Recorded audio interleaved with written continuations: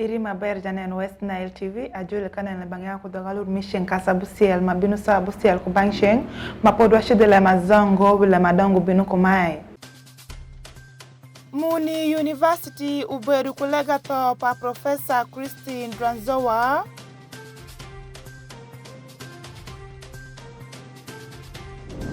Councillors minebi unyayo wo epi mutukari majodwa ku iyumbe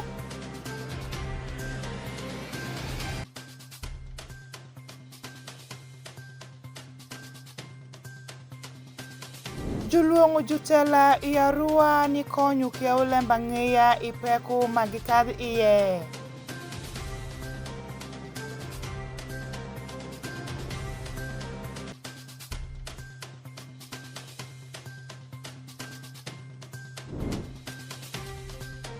Tin Shenkasabusiel ninda bungwen pawdimira parashel oru elif arioko pira rewangwen nyingate kashunwet fansile mazo binu kumai.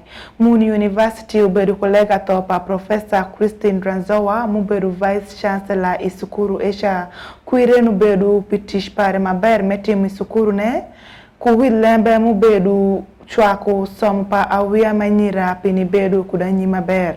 Okumuringa Christine utie kwa Lembe mazao. Ininda biru pawdimira parashel oru elif arioko pira rewangwen Otsomo mamalu mimuni ubedu kulega mirario mimi kuworu ni Vice Chancellor muto Professor Christine Dranzowa mi otsomo mamalu mimuni kuwi Lembe mubedu mikukeru manshwa kilem somu pa awia manyira Padri Pius Yubuta mutie parish priest mi Christ the King unyutu niluag danu kitema jarato eni ubedu ngati mamikukeru ni danu mapoli kumkite mikuwa maber.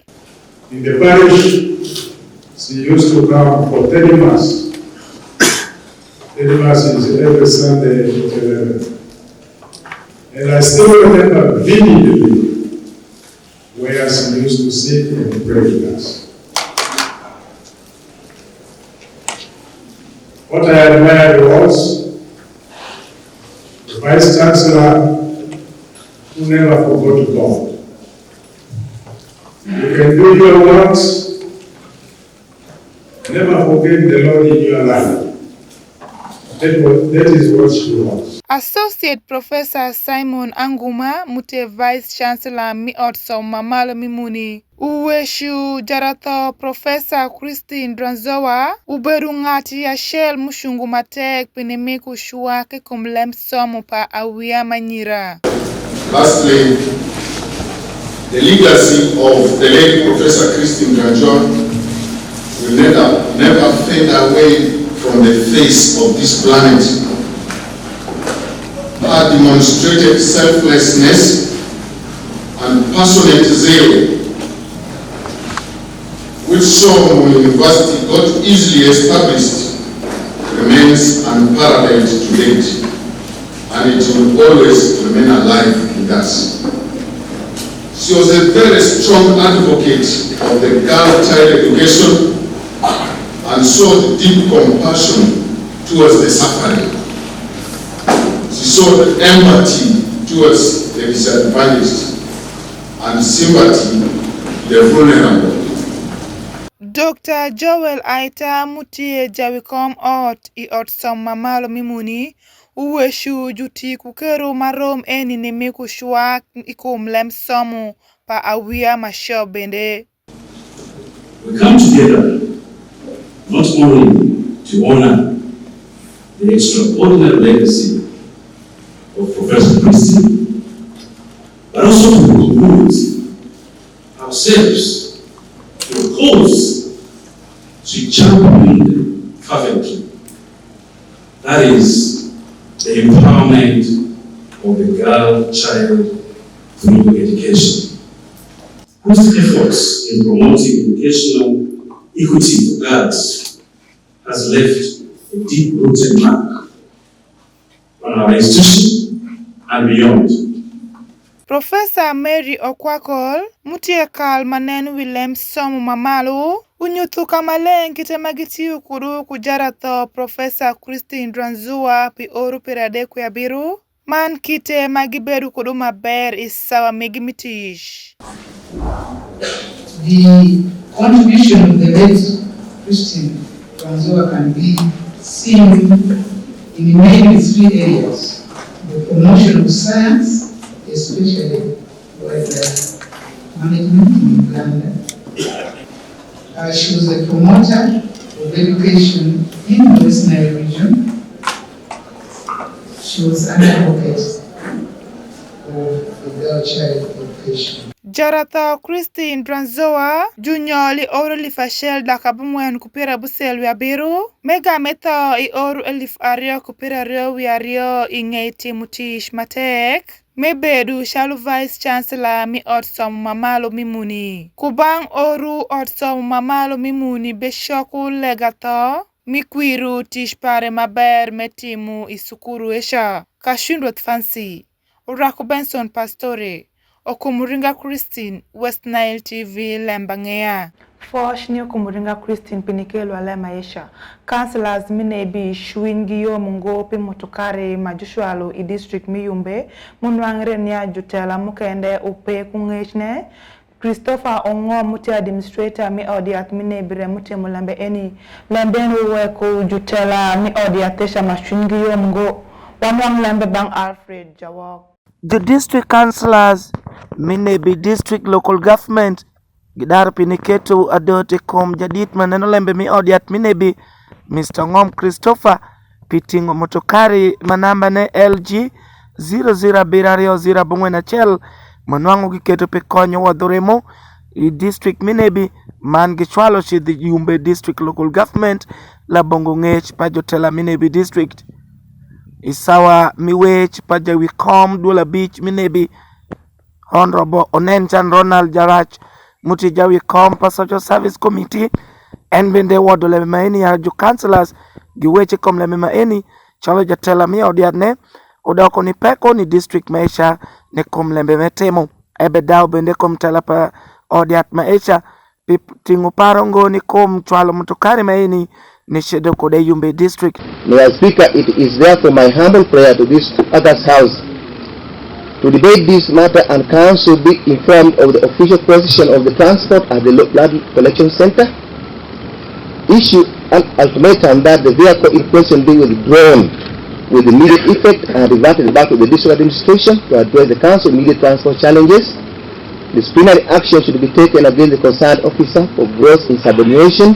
Iparo pa Honorable Orum Uwundamer muteja councillor pa Jumacho Iparombo Town Council aiwachonia motokari magidwok chini district Minebi man giketi katich maneno lembe pa councillors to other technical staffs who might be using the same in other offices, because today this one has been detected. We don't know what is happening in other sectors as well. This is my humble prayer, Mr. Speaker. You all know how we are grappling as a council to get for you a vehicle.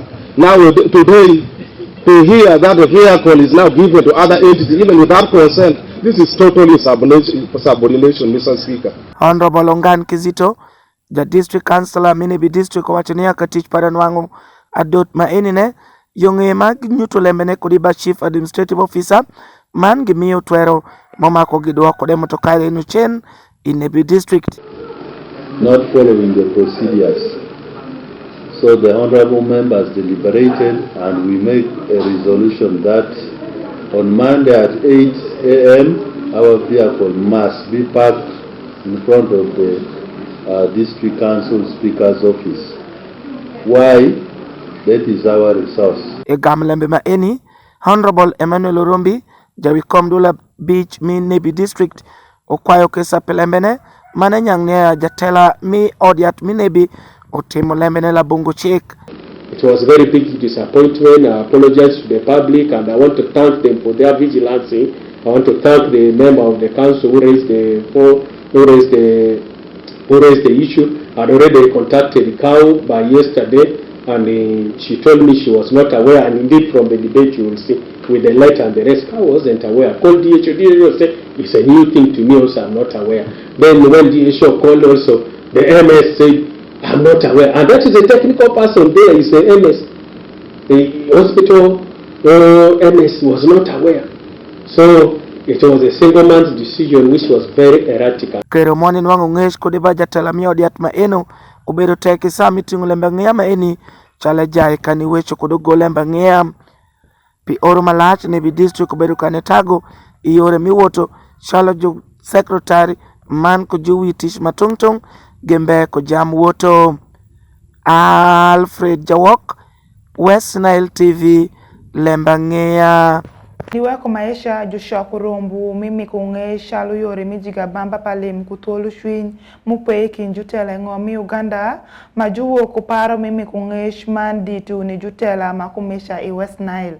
Farish Majid utie kulembe mazo. Shalu yore mikethu jurutish ingomi Uganda uti kutolu shwin manu jiga bamba palim Dilu majulungu Action Aid International. Ioru 2016 utenu yub mimi ungesh man fosh nidhanu matiyu kutwolu shwiny man maber. Irumbu majushoku iadhuremia rua mukelu jurutish pa government mapol kujurutish ithedwol matungtung ni binu karashelu ni weshu ikumkite mijigu abamba palim man nikethu jurutish uti kutwolu shwingi. Feni Twalib mutie CEO pa West Senate ukwayu jurutish ithedilo matungtung nitiyu kutwolu shwiny pininwangu mish makethu giberu kuruom mamalo. Benefits. Actually, it has enormous benefits. First and foremost, the fact that the community members, the citizens recognize you as someone who is serving them diligently. I think at personal level to those people, it is a honor. But also, to add on that, wherever you go, you have some bit of respect. You work with your head high. You can talk. Adabati Yusuf mutie communication officer pa West Senate uweshu dhano majushimu man mubeshiloyu ithedelu eni jutela midhutish migre mubeshishimu manangi ngeyu kite magitiyu kodo. This criteria is watertight and we want to make it that way so that people of integrity are the ones who are going to be awarded. For example, this is basically thrown to the citizens. It's the citizens who will be able to select these people and forward their names. Like there was a nurse, a midwife, I think, here in Ethiopia. Yeah. She wasn't awarded because the citizens did not submit get information. Yeah. So this is not on our side, it's basically from the citizens. Rehema Minala mutie legal officer kodilu pa FIDA Uganda uweshu luak dhano majube chishimu piloyu ithedelu eni umaku ube dhano mutie kuruo mandhano mbedu tiu maber. To help with scoring the nominees, the selection committee will use an elaborate methodology comprising of reviewing personal statements and biography of nominees, written references from the peers, colleagues and acquaintances of the nominees, interview of the nominee and public reviews and voting for each of the nominees. Onzia Topista mutie executive director ithedilo pasepad West Nile uweshu jubenenu matek dhano mashopuloyu ithedilo eni ungonia jubishimi kuruo mandiru madit eni swa. We look at even at the public offices, how is business being conducted. I think if we visit the public offices today, we can really appreciate that there is the accountability, there is integrity. And so, as my senior already said, that some of the benefits, we may not be able to feel them now, but for sure, we can be sure that there is at least some progress positively that is changing. Nilobu mish majumiyu oro mukadu Josephine Angushia mubedu public relation officer otish pa Uganda Police mi West Nile ku Honorable Kasiano Wadri mubedu jatela pidhanu miaruwe ot mukushik remunwang ruom eni pinitiyu kutwolu shwiny man abamba pale mubedu pe isawa mitela migi Kashundot Fancy Farish Majid West Nile TV Lemb Angeya. Kulemba ngea mo ay bang Farish Majid julungu jutela ya rua ni konyo ukeo lemba ngea ipeko magikadhi sawa migimitish jutela mapol binu karashelo majulungu ukeo lemba ngea ni dotu dhanu makelu lembe makumeni kumgi sawa mitish. Wanwang lembe bangu raku Benson Pastore. Jukwayo jutela matungtung mashalo oshungi wibie jutela miyish jutela mithekal ugwoku shkudukia ulemba ngea bende nitiyu karashelu ni gwoku okia ulemba ngea anzilune ipeku magibegi kadhie isawa megimitish. Juwe shulembe ni irombu majushoku ya dura miarua ni weshu ikumpeku man kite majushopu daru kudupeku ma ukeo lemba ngea bekadhi iye. Anzilune isawa migimitish. Shandia Steven mutie jayer lemba ngea shell ku Uganda Radio Network. Uweshu ikumpeku ma ukeo lemba ngea yenyu kadhi iye wang mapoli sawa migimitish. Ma wang mapol junenu gishala ngisha. Woro maginwango isawa migimitish ma ekwayu jutela matungtung nenya gidaru peku eni. About crimes and impunity, those are other keywords that we need to also understand. Impunity here, of course, relates to basically the perpetrators, people who act against us and go scot-free. They are exempted from the punishment that they are supposed to undergo for their actions against us. And when we come to the crimes, basically we're talking about violations against our rights as journalists. Situations that are violent to us. What are some of these forms of violence against journalists? Many of us journalists face harassment and intimidation. I'm sure all of us here we have gone through this, including myself. If we were to say our experiences here, I think it's a really big rich in this particular area of harassment and intimidation. Alekuwa Jafar mutie jaratish ashel Mikal Palugbara uweshu dhano mabeworungo ukeo lemba ngea umakungeni agibe shayo governmente pien entie jurutish pa governmente makelu lembe mapol ni dhani wiyamo. By arresting, detaining, destroying the equipment of the journalists, torturing the journalists, or in some extreme cases, killing the journalists, they are worsening their relationships with the governments and the taxpayers they are supposed to be protecting.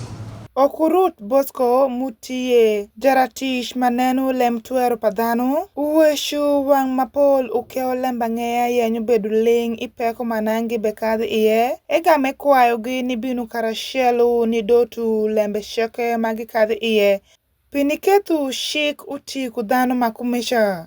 When it comes to human rights, we've always seen situations where we see journalists being roughed up, and journalists are being tortured here and there, journalists are being arrested and detained, and these are all about the rights of journalists being violated. And what I would like to say is that sometimes it comes out because probably maybe the people, the journalists themselves are not so keen in following up issues of their rights. Sometimes when these things happen, when these violations happen, the journalists keep quiet. The journalists do not report. The journalists are silent. Wadri Sam Nyakuwa mutie meya pi adura miarua ukwayu ukeo lemba ngea ni lubu shik migimitish maber mani shualo dwangi kagitie kupeku ibang jutela matungtung. You are veterans. Those of you who are new, you learn from them how you can survive longer. Even if someone wants to bias you, go back to your ethics and report positively, report in a balanced manner. As I have said, please balance what you report, be professional, don't go in for people's wars. Let people not use you to fight their wars. Rombu eni beberu kubang oru ininda bero padumira parashel pinikwiru mani jigu peku ma okeo lemba ngea bekadhi iye Kashundwat Fancy Okumuringa Christine West Nile TV lemba ngea.